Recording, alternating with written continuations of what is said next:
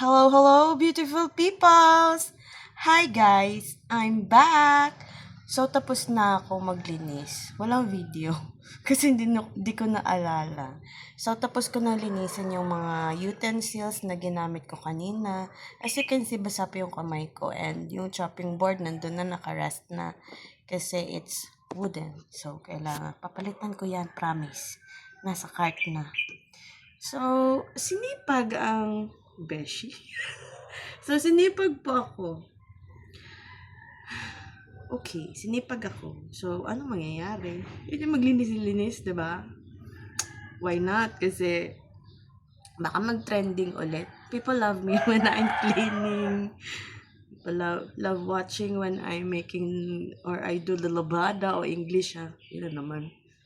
Hindi naman. So, papalitan din natin to. Kasi mag-goodbye na siya. Pero sige na, kailangan pa rin natin gamitin muna yan habang wala pang time para magpabili. So ayan. Ayan guys. Sinipag po ako. So tapos na. Meron pa naghihintay sa akin doon sa taas na konting-konting kasi. Yan. So, ayan. Naka-off naman na yan. Actually, yung stove kasi na to ay, memorable to. Courtesy of my husband.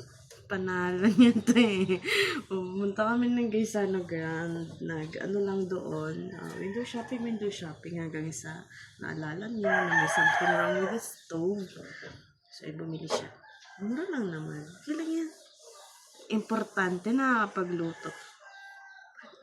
Bakit ang prettiness ko ngayon, no?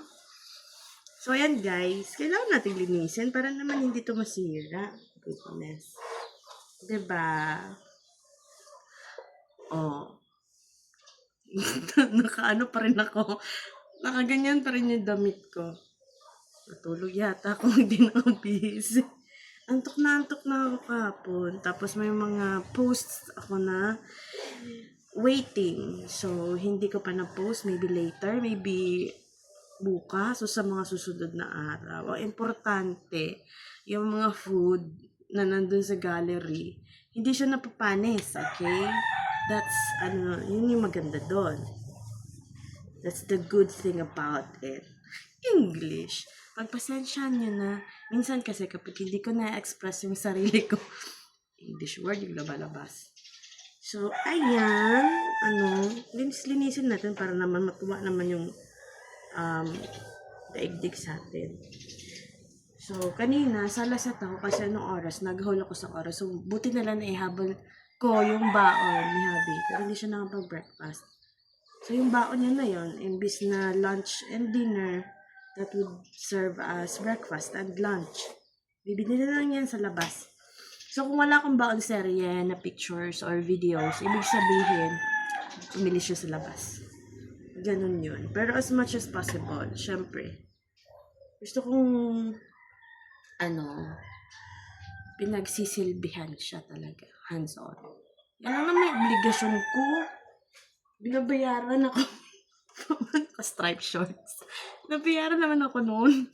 Siyempre, ng pagmamahal. Money is not important. Love is importanter. So, yun. Diba? Aabot ba ako? Narinig ba ako dyan? I hope so. Malakas naman boses ko eh. So, yan. Marami pa akong videos and pictures waiting to be posted. Hindi pa na-post. So, abang-abang lang kayo. Maganda nga yan. Marami akong diba? Hindi ako maubusin ng content kasi maraming reserve. Ay, time check. It's 9:15. Hindi ako gutom pero parang hindi ko alam. Parang wala na akong gana kumain. Pero may dumaan kaninang taho. Bumili akong taho. After nakaalis niya, Habi. May dumaan na taho. Yan. Mamaya, content ko yun. Sino ba yung mauna? Yung taho ba o ito? Kasi pag mga ganito, raw and Raw, real, fresh. No need to edit na, diretso na yan. No need na rin to be conscious with everything around kasi that's life. Di mo kailangan maging perfect para matanggapan ng tao. You just need to accept yourself. Nagsalita yung CCTV. Connecting. Nagsalita yung CCTV. Connecting. Baka nag-ano yung Wi-Fi connection. O, ayan. May long form video na naman ako. Time check. I mean, timestamp. Ano tawag doon? It's 5 minutes and 44 seconds. So, abot tayong 6 minutes. Kailangan ko yung mga ganito kahabang video because dyan ako kikita.